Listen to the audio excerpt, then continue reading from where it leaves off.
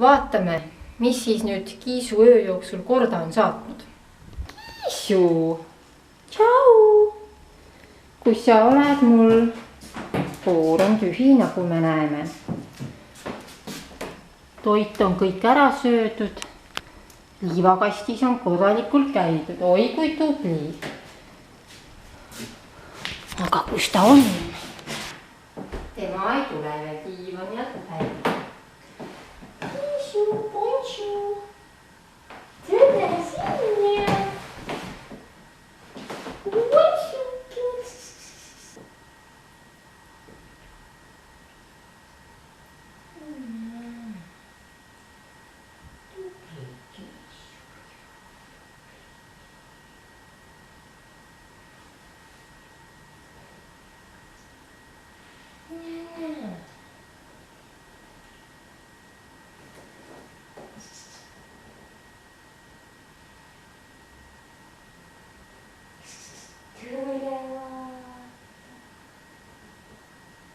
Tubli poiss, peaaegu vähe.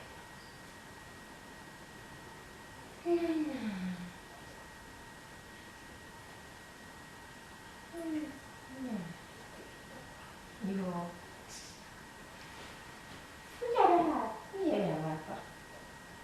21. detsembri õhtu sain ta korraks kätte voodi alt ikkagi ja oli mul süles, nurrus.